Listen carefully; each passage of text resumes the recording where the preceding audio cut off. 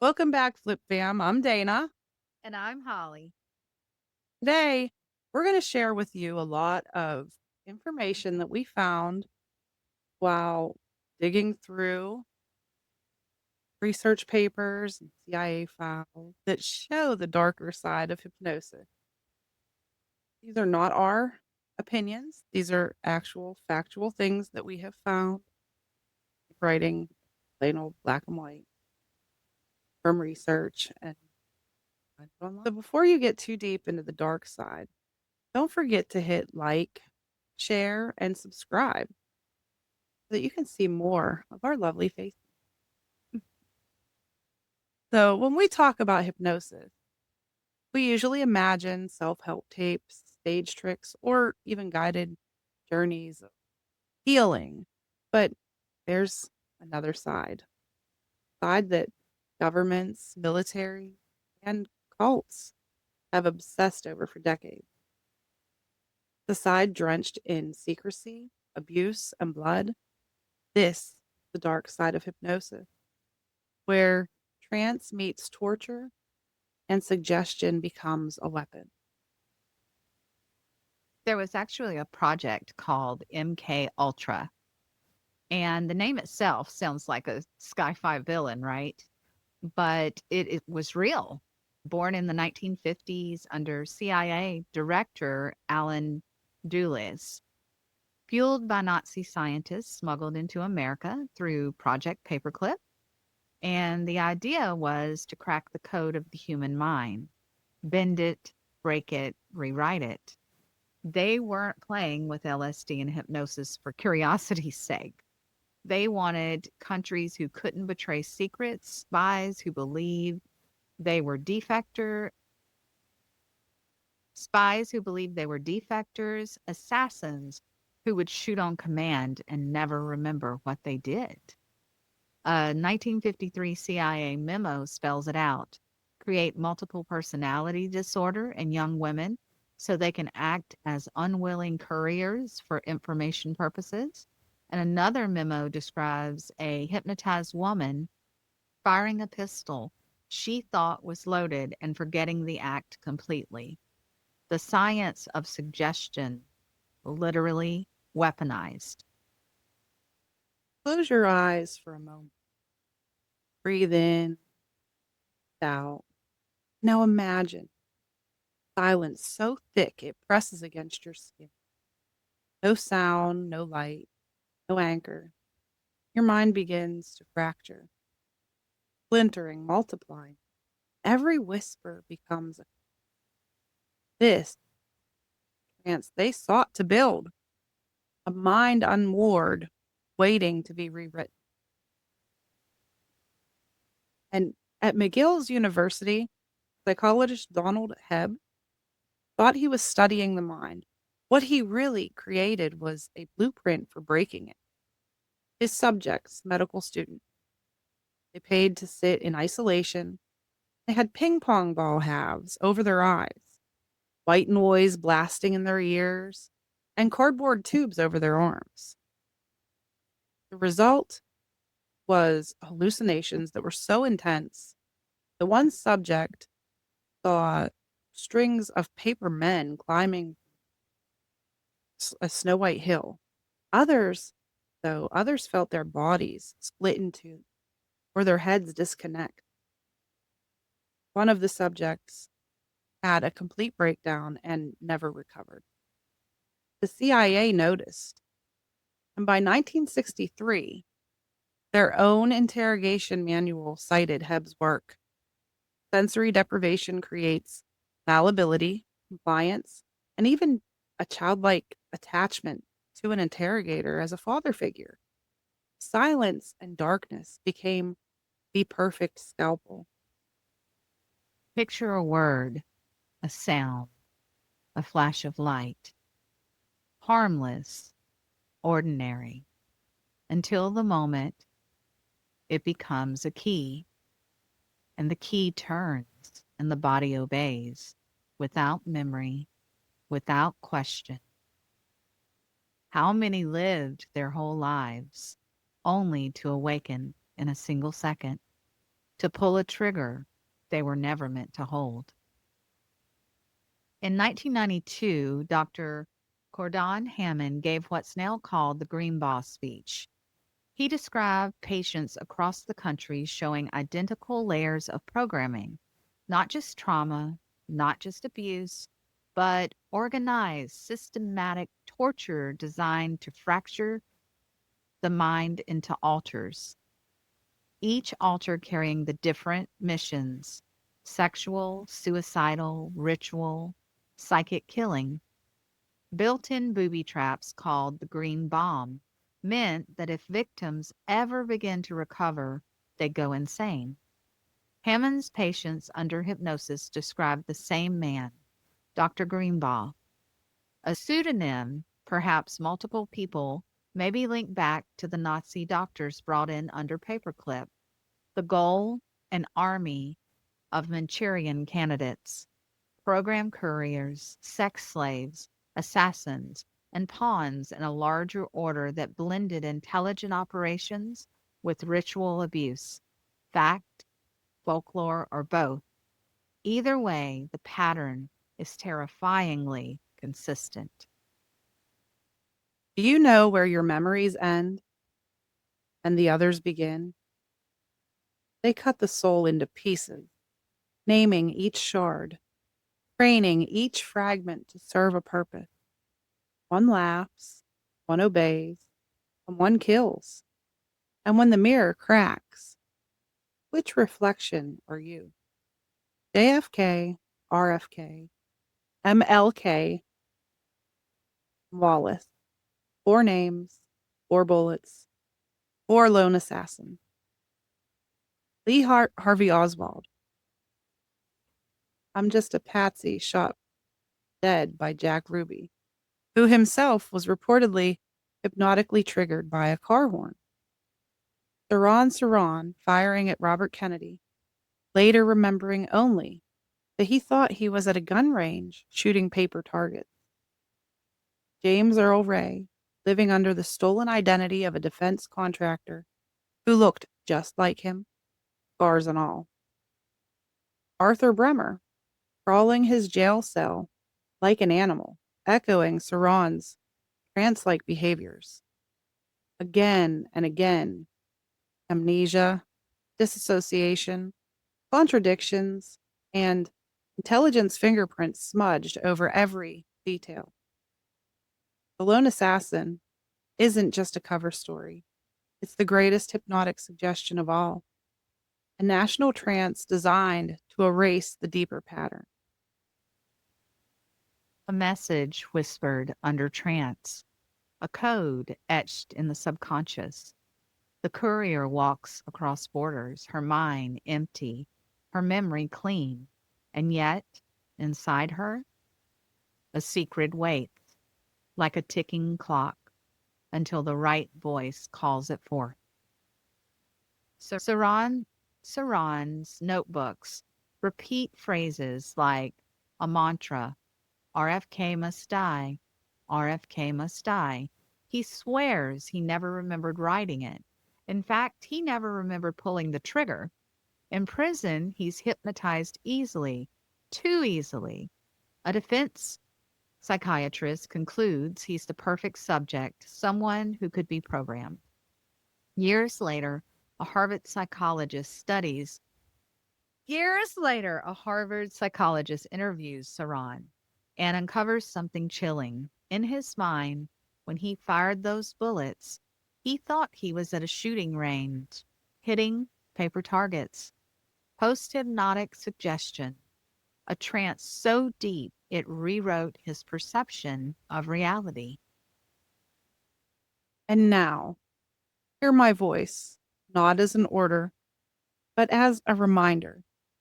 The trance is real, but so is your will.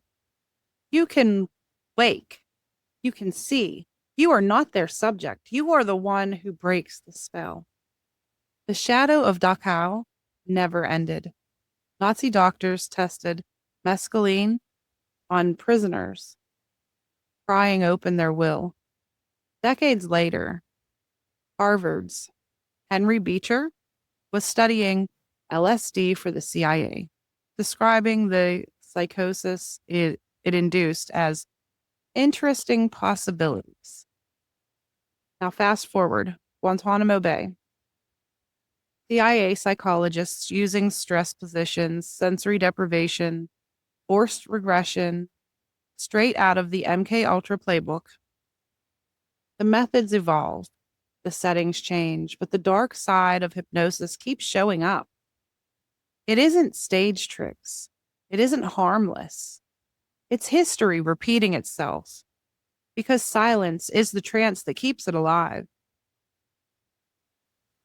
They wrote the programs in silence, etched commands in pain, and dreamed of armies that obey without thought. But you are listening, and in listening, you choose to see, to question, to break their script, because the story you tell yourself is the one that rewrites the world. Let's strip away the headlines. 1963, JFK. 1968, RFK. 1968 again, Martin Luther King Jr. 1972, George Wallace. One by one, the dreamers of America were cut down. And in every case, the story is the same: a lone assassin, a misfit, a convenient patsy. Lee Harvey Oswald. I'm just a patsy. Jack Ruby silences him. Under hypnosis, triggered by the sound of a car horn, Saran, standing in a hotel pantry, firing, but believing in his trance that he's at a gun range shooting paper targets, James Earl Ray. living under the stolen name of a defense contractor who looked exactly like him, scars and all, Arthur Bremer. climbing his jail cell like an animal, echoing Saran's trance like states. Every assassin. Amnesia, disassociation, contradictions. Every case. Botched forensics, missing evidence, intimidated witnesses. And every trail leads back to intelligence agencies, hypnotists, and the same MKUltra fingerprints. This isn't conspiracy theory. This is history. A 1953 CIA memo describes hypnotizing women to be couriers, carrying secret information they couldn't even remember. Another subject programmed to fire a pistol at a colleague, then forgot it ever happened. So when Saran writes in his notebook, RFK must die, RFK must die, RFK must die, and later swears he never remembered writing it, tell me that doesn't sound like post hypnotic suggestion. Or when James Earl Ray is hypnotized and marked as a good subject, then suddenly flips personalities campaigning for George Wallace. That's dissociation weaponized. When Arthur Bremer shoots Wallace, while an MK Ultra linked hypnotist brags he programmed Saran, are we really supposed to believe these are coincidences? The lone assassin is the greatest hypnosis of all, a national trance that erases the deeper pattern. Because when you see it clearly, the assassins weren't lone at all. They were guided, programmed, and used. And the result? The dreamers who spoke of peace, quality, and justice, they're gone. The message was hypnotically burned into the American psyche: step out of line, and you will be erased. The dark side of hypnosis isn't just in laboratories and in torture chambers, it is written in blood across the 1960s. And the trance is still holding. So the real hypnosis isn't in the labs or the torture chambers. It's in the stories we've been told. That lone assassins kill presidents. That victims of abuse are unreliable. that our government stopped these programs decades ago. That's the trance. Breaking hypnosis means breaking that story, looking at the blood, the documents, the patterns, and daring to say, no, we see it and we won't look away. The dark side of hypnosis is real, but seeing it clearly, that's how we wake up. So, honestly, I mean, yes, hypnosis obviously can be weaponized, but so can a scalpel. It's not the scalpel that cut the, wrong organ out. It was the doctor. Exactly. And we can use anything for good or bad. Any profession can be used in a way that's not ethical. So the important lesson here is number one, find an ethical Right. hypnotherapist. And hypnosis is powerful. It's very powerful. And that's why it's such a brilliant and wonderful tool that Dana and I can use to help you change things in your life, help you create new goals, help you stop habits, even pain management, trauma, PTSD. But in the wrong hands, hypnotherapy can be used to do any of the above. Right. And I couldn't imagine. I couldn't even imagine what these people went through. And just breaking your mind has to be like the worst Yes. feeling. I know how frustrating it is when I can't remember what I walked in a room for. Could you imagine not remembering whole chunks, whole days, whole months, Mm.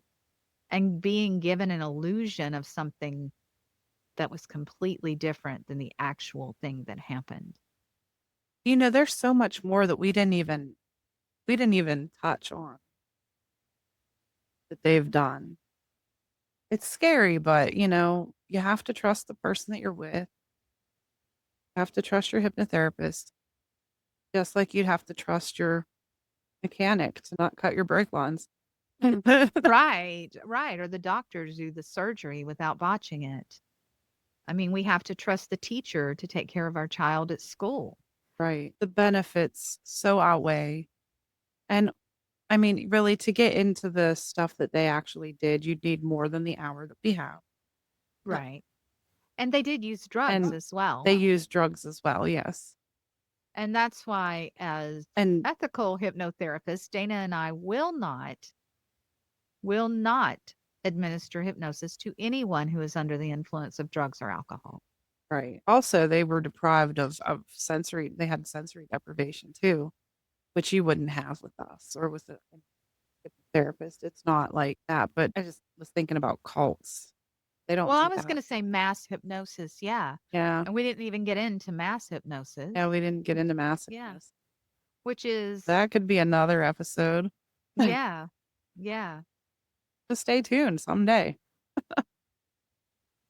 I mean, because let's be honest, some of the cults that have been brought forward, the techniques they used was hypnosis, Great. how they controlled the masses. Even to a And degree, we think about propaganda. What is propaganda? It's phrases, it's words, it's images repetitively hypnosis. given to us. That's And hypnosis. think about it. Hitler used hypnosis. Yes. Hitler used hypnosis in his campaign Yes, he did. with the, It's proven. one nation going to make Germany great again. Yeah. Yes. And There's a lot of research on that as well. like the Think- hand signal that they did, I don't want to do it, but Yeah. that was a form of hypnosis too. And it was mass because everybody did it. And Right. then the red bands on the arms, the Nazi symbol itself, the uniform that everybody wore the same thing. That was Yes. part of the hypnosis in the Nazi regime. Yes. To get them to do what he wanted them to do, whether it was humane Because or we're not. together and they're the other. Right. Exactly. That's how That's how that hypnosis was used. And I do believe that he carried around a pocket watch. Right? Yeah. All the little things, it's a lot of little things.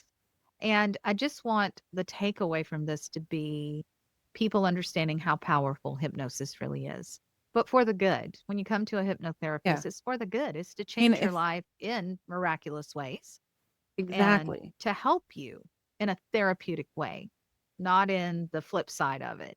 Right. Because if it can do all these horrendous things, imagine the good. Imagine the good that could come from this. The confidence you could have, Yes. the job opportunities that are going to be open to you because your mindset is different. Hmm. I mean, that's why so many athletes and musicians Oh, use yes. hypnotherapists.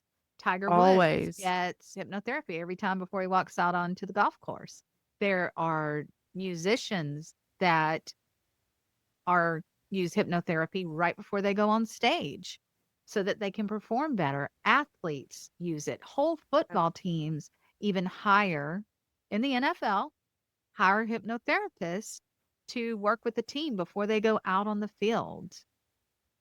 exactly.